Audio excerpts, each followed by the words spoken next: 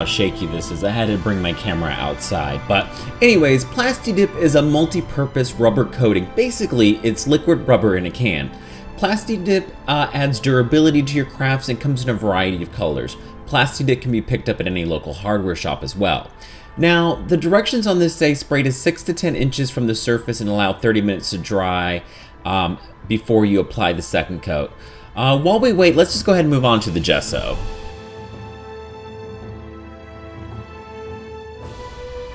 So if you don't know what gesso is, it's very similar to white acrylic paint, only thinner.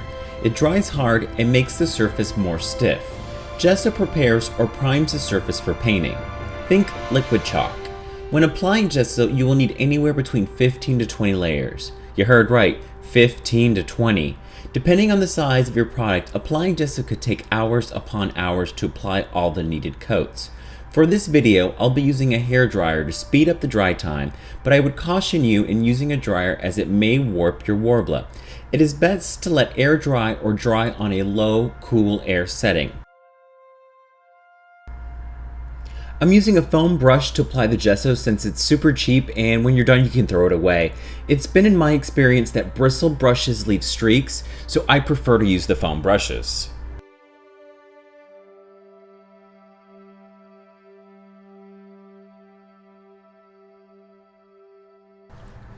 Alright, so 30 minutes have passed and we're ready to do our second coat. We just need to hold our can about 6 to 10 inches away, spray, and then guess what? We get to wait 4 hours before we can paint it. Yay, thanks Plastidip. So now it's time for the wood glue. Wood glue is an adhesive used to tightly bond pieces of wood together. That's it, it's glue that says wood glue on it. I would be careful though because there's some types of wood glue that actually have wood particles in it, so you want just the basic smooth type. Now you'll notice I'm using the foam brush here to apply the wood glue, and I just do even strokes. Again, I don't suggest using a bristled brush because it can leave streaks. And for the purposes of this video, I will be using the hair dryer to quickly dry the wood glue. So I've sped up this video for you so you can see that wood glue, once it dries clear. It's pretty cool. Again, I would suggest to not use a hair dryer unless you're using it on a cool setting, and the preferred method is just to let it air dry. Wonderful thing about wood glue is that you're only going to have to do about 3 to 4 coats. So guys, we have our 3 applied techniques with the Plastidip, the gesso, and the wood glue. So what I want to do is I want to take my mic and just kind of rub the surface of each of them so you guys can actually hear a comparison to how smooth they each are.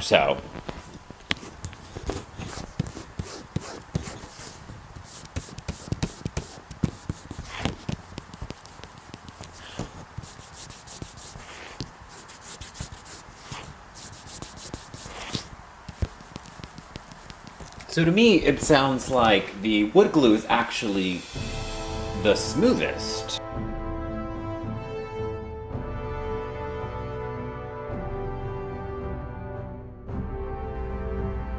Alright, so I'm just going to use some basic blue acrylic paint, and I'm going to do 3 layers on each of these types with a bristled brush. Now, I cannot stress to you enough how important it is to have a good quality brush.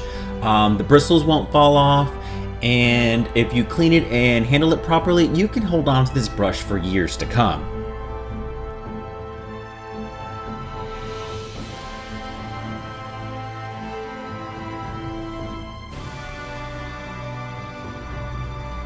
So as you notice, the 3rd layer of acrylic is onto the Plastidip one, and it is very textured. It's very visible, and I'm not a big fan. Secondly, the gesso, for some reason, the paint kind of streaked. Now, I think if I would have done probably another 3 layers, it would have come out much better. Finally, we have the wood glue, and I cannot tell you how impressive this is. It is really smooth, it's even, it looks a lot better than the other 2 compared, so I would highly suggest that everyone use wood glue. So hands down, the best technique for me is the wood glue. If you have any questions or comments, please leave them below. Don't forget to like and subscribe. And until next time, bye, Felicia.